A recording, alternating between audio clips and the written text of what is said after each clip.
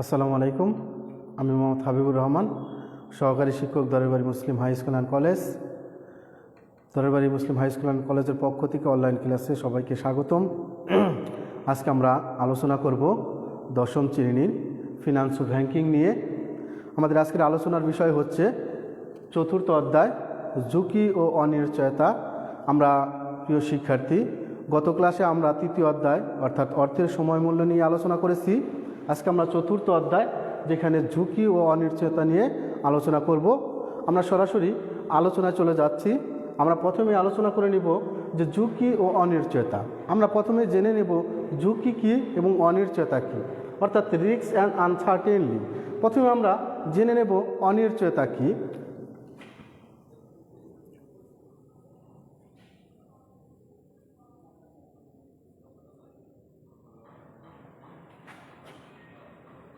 ভবিষ্যতে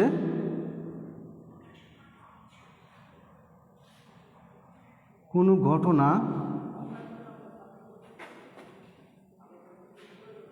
ঘটা বা না ঘটার সম্ভাবনায়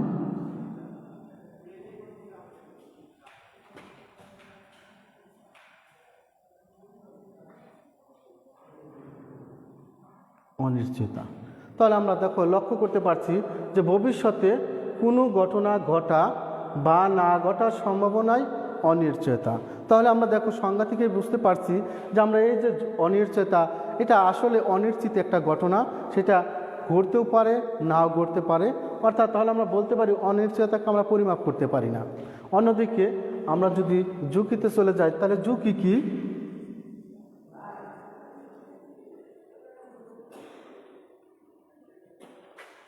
প্রকৃত ফলাফল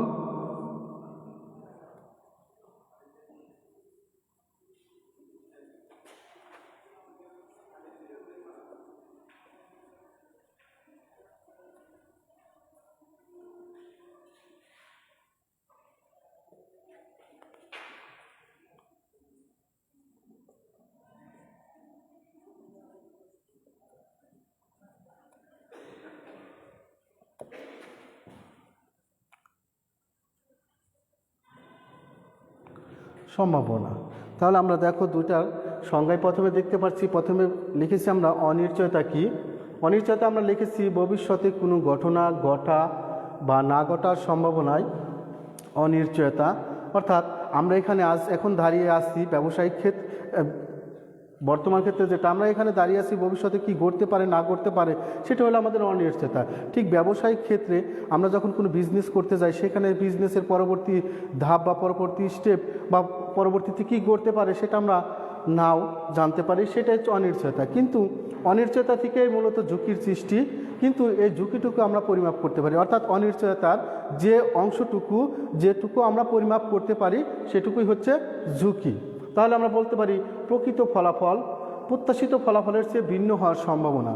অর্থাৎ আমরা একটা বিজনেস থেকে যে পরিমাণ মুনাফা আশা করি বা যে ফলাফলটা আশা করি, সেই ফলাফলটা যদি আমাদের প্রতিকূলে চলে যায়, অর্থাৎ আমাদের অনুকূলে আমরা যতটুকু আশা করছি সেটুকু না হয়, তাহলে সেটাকে আমরা ঝুঁকি বলতে পারি।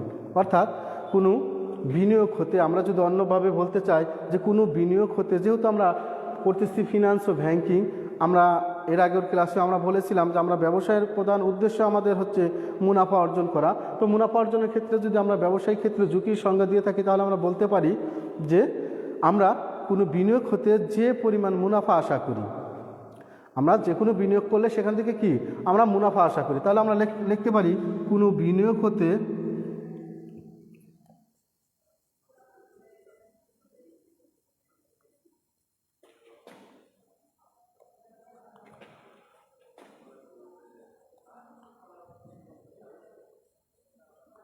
যে পরিমাণ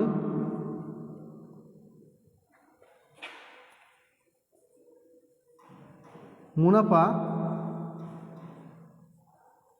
প্রত্যাশা করা হয়,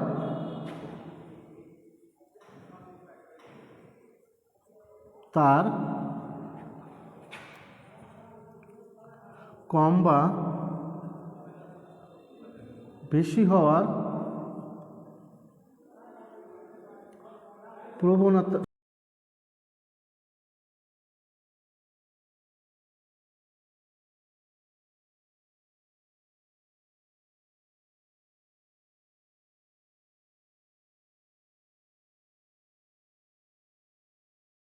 যেটাকে আমরা ব্যবসায়িক ঝুঁকি হিসাবে আখ্যায়িত করব, অর্থাৎ ব্যবসায়ের ক্ষেত্রে আমরা যে ঝুঁকি নিয়ে থাকি সেটাই ব্যবসায়িক ঝুঁকি। তো ঝুঁকি নিয়ে আলোচনা করতে গেলে আমরা দুইটাভাবে ঝুঁকিকে সংজ্ঞায়িত করেছি। প্রথমত আমরা দেখেছি যে প্রকৃত ফলাফল প্রত্যাশিত ফলাফলের চেয়ে ভিন্ন হওয়ার সম্ভাবনা।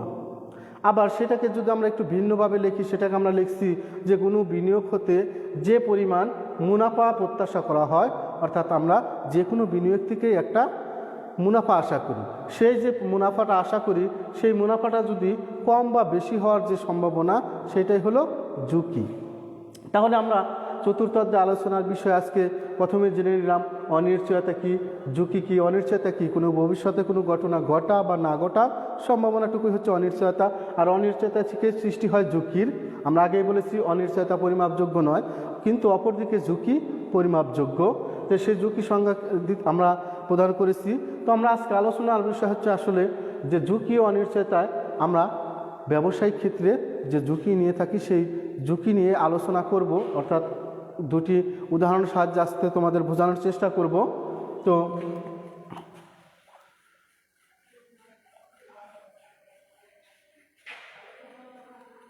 আমরা দুটি উদাহরণের সাহায্যে বুঝাইতে পারি যে আমরা প্রথমে জানবো আদর্শ বিচ্যুতি।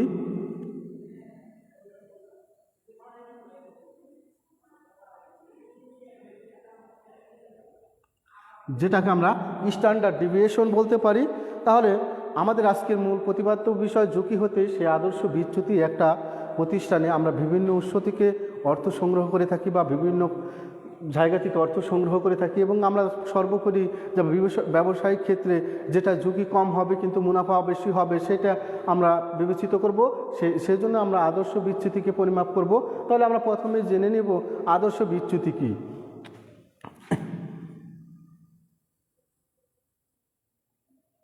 আদর্শ বিচ্যুতি হলো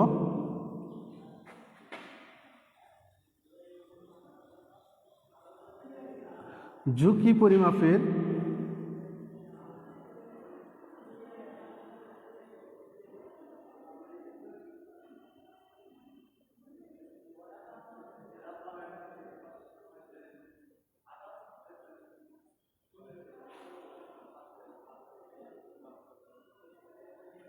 তাহলে আমরা দেখতে পারলাম যে আদর্শ বিচ্যুতি হলো ঝুঁকি পরিমাপের পরিসংখ্যানিক পদ্ধতি।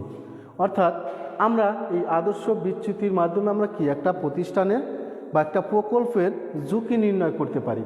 এবং আমরা যদি সর্বোপরি একটা প্রতিষ্ঠানে দুটি ফান্ড থেকে আমরা মূলধন সংগ্রহ করে থাকি, সেক্ষেত্রে আমরা দেখব যে ক্ষেত্রে ঝুঁকি কম হবে আমরা সেই প্রকল্পটাকেই গ্রহণ করব।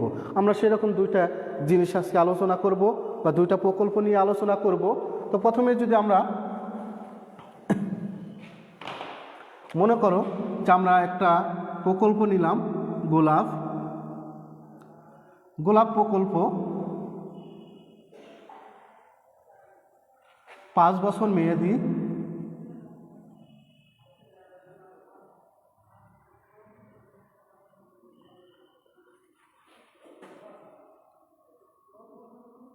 যথাক্রমে 20%, 10%, 15%, -5% এবং 20% আয় হয়। আমরা যদি এই গোলাপ প্রকল্পের আদর্শ বিচ্যুতি নির্ণয় করি,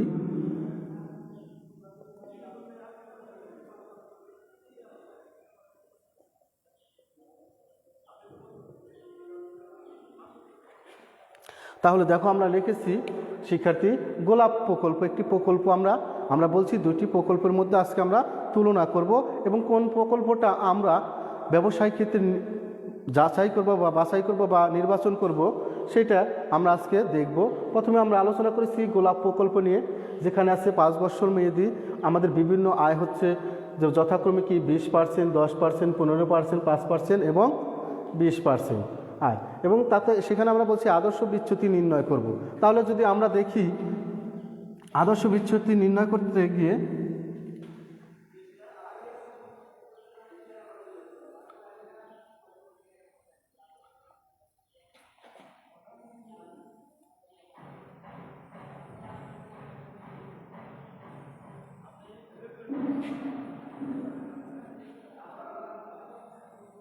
আমরা প্রথমে নেব বছর, তারপর আয়। তাহলে আমরা প্রথমে দেখো প্রথম গড়টা নিলাম বছর, দ্বিতীয় গড়টা আমাদের আয়, যেটা আমরা শতকরায় প্রকাশ করেছি পার্সেন্ট। তারপর আমরা নেব আয় মাইনাস গড় আয়। এখানে আমরা করতে পারি আয় মাইনাস গড় আয় স্কোয়ার, অথবা আমরা লিখতে পারি ব্যবধানের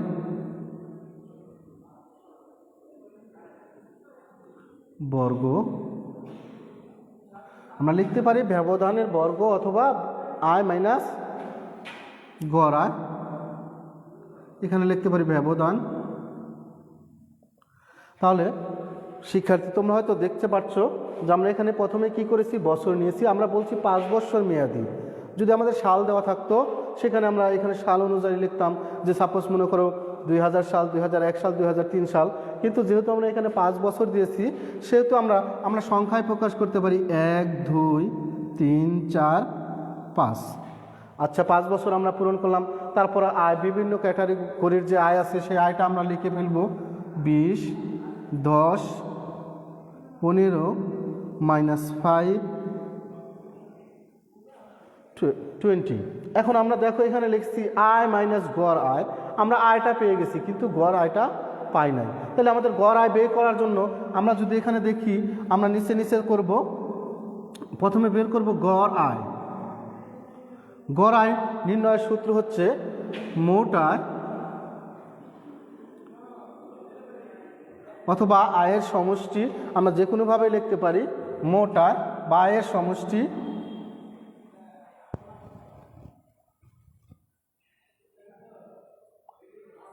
আয়ের সমষ্টিকে আমরা যে কয় বছরের জন্য আমরা প্রকল্প নির্বাচন করেছি সেই কয় দিয়ে ভাগ করব। তাহলে আমরা কয় বছরের জন্য নির্বাচন করেছি? 5 বছর। তাহলে আয়ের সমষ্টি ভাগ সময়। তাহলে আয়ের সমষ্টি যদি আমরা যোগ করি, আমরা দেখতে পারি 20 আর 10 30, 30 আর 15 45। সেখান থেকে 5 বিয়োগের আছে, তাহলে 5 যদি বাদ দিয়ে দিই তাহলে থাকবে 40। আর 20 কত হয়? 60। তাহলে টোটাল 60, যেটাকে আমরা এন দ্বারাও প্রকাশ করতে পারি। সময়টাকে এন 5 বছর, আর এটা মোট কয় বছর? মোট আয় 60%। তাহলে আমরা লিখতে পারি 60 ডিভাইডেড সময় 5 বছর। তাহলে গড় আয় হচ্ছে 12%।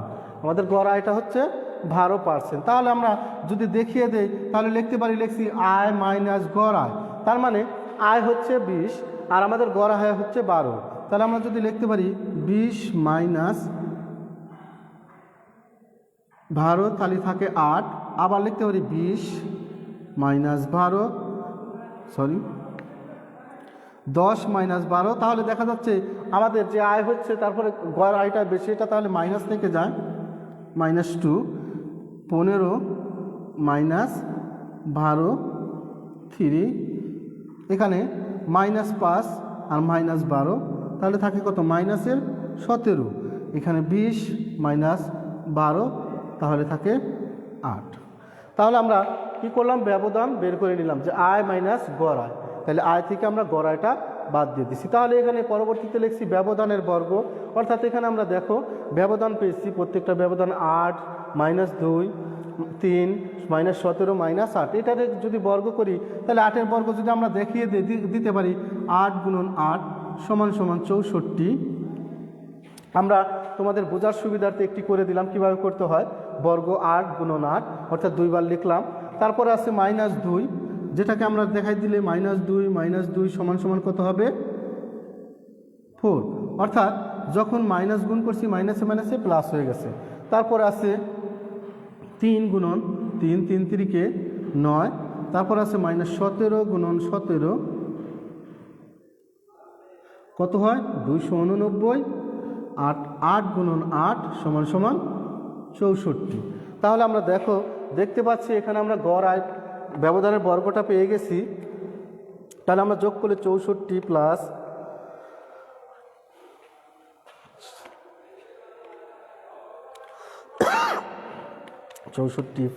4 প্লাস 9 প্লাস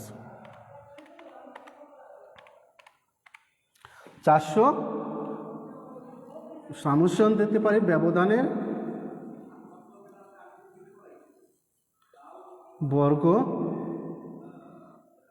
কত 430। খেয়াল করো, আমরা যদি সামেশন চিহ্ন না দিতাম আমরা লিখতে পারতাম ব্যবধানের বর্গের সমষ্টি। সমষ্টি মানে যোগফল, সামেশন মানে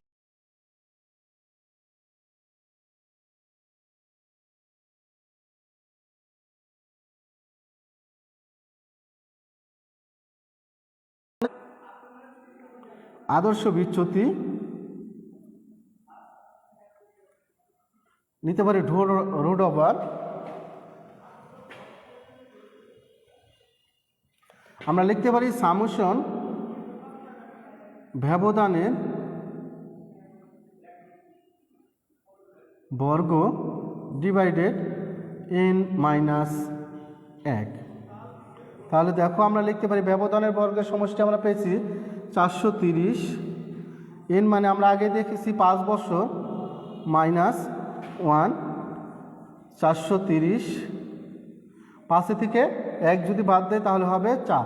এখন দেখো আমাদের এখানে 430 ডিভাইডেড কত আছে 4 আছে, আমরা লিখতে পারি 430 ডিভাইডেড 4, তাহলে সংখ্যাটা দাঁড়ায় 107.5। এখন এটাকে যদি আমরা বর্গমূল চিহ্ন আছে এখানে আমাদের বর্গমূল করে দেই তাহলে আমাদের আদর্শ বিচ্যুতি হয় 10.37%। অর্থাৎ আমরা যে অঙ্কটি করলাম সেখানে আমাদের আদর্শ বিচ্যুতি হচ্ছে 10.37%। অর্থাৎ আমরা যে গোলাপ প্রকল্প নিয়ে কথা বলেছি 5 বছর মেয়াদি, সেই প্রকল্পের আদর্শ বিচ্যুতি হচ্ছে 10.7%। আমরা আমাদের বোঝার সুবিধার্থে একটা জায়গায় লিখে রাখলাম। আমরা এখন যদি বিকল্প একটি প্রকল্প নিয়ে আলোচনা করি যেটার আয় বিভিন্ন মেয়াদি হতে পারে, আমরা গোলাপের পরিবর্তে যদি জুঁই প্রকল্প নিয়ে আলোচনা করি সেখানে আমরা দেখাইতে পারি আয় 30%, 20%, 10%, -10% এবং 20%। তাহলে আমরা সেই আগের মতোই করব। যেহেতু দুইটা প্রকল্প, প্রথমে আমরা গোলাপ প্রকল্প নিয়ে আলোচনা করেছি, আসলে আমরা দেখাতে চাচ্ছি দুটি প্রকল্পের মধ্যে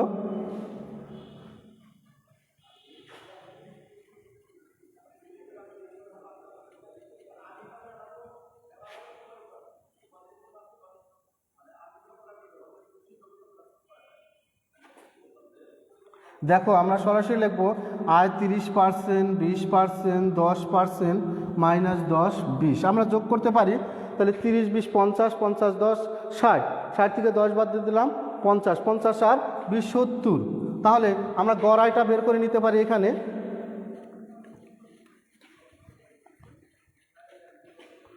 গড় আয় আমরা সরাসরি করব 70/5। যেহেতু আমরা আগে দেখিয়েছি কীভাবে গড় করতে হয়, আয়ের মোট আয়ের সমষ্টিকে 5 দিয়ে ভাগ করলে 14। তাহলে 30 থেকে 14 বাদ দেব, থাকবে 16। তাহলে 20 থেকে যদি 14 বাদ দেই 20 - 14 তাহলে থাকবে 6। আবার 10 - 14 থাকবে -2। আবার এখানে থাকবে -10 - 14 -24। এখানে থাকবে 20 - 14 6। তাহলে 16 16 আমরা লিখতে পারি 256, 36, 4। এখানে 24-এর বর্গ করতে পারি আমরা 576 এবং সর্বোপরি 6 6 36। আমরা যোগ করি সব 256 যোগ 36 4 36 908। তাহলে শুধু আমরা এখানে গড় দেখাবো, বিচ্যুতি দেখাই যদি লিখতে পারি আদর্শ বিচ্যুতি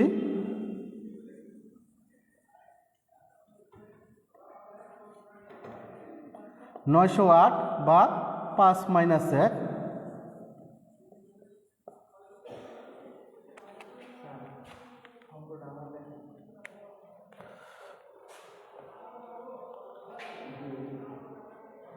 ছয়শো 36 হলো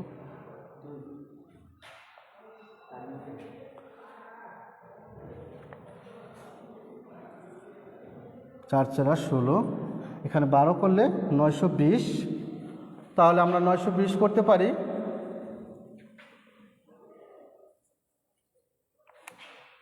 920 ভাগ 4, 230 একেবারে বর্গ করে দিলাম 15.16।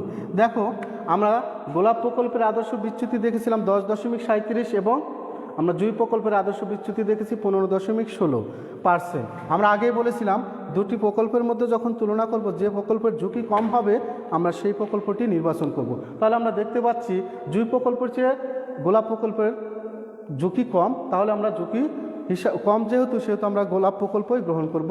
তো প্রিয় শিক্ষার্থী, আশা করি তোমরা বিষয়টা বুঝতে পেরেছো। তো আগামী ক্লাসে হয়তো অন্য কোনো টপিক নিয়ে তোমাদের সামনে হাজির হব। ততদিন তোমরা ভালো থাকো, সুস্থ থাকো। ধরেবাড়ি মুসলিম হাই স্কুল কলেজের পক্ষ থেকে সবাইকে আবারও শুভেচ্ছা। আসসালামু আলাইকুম।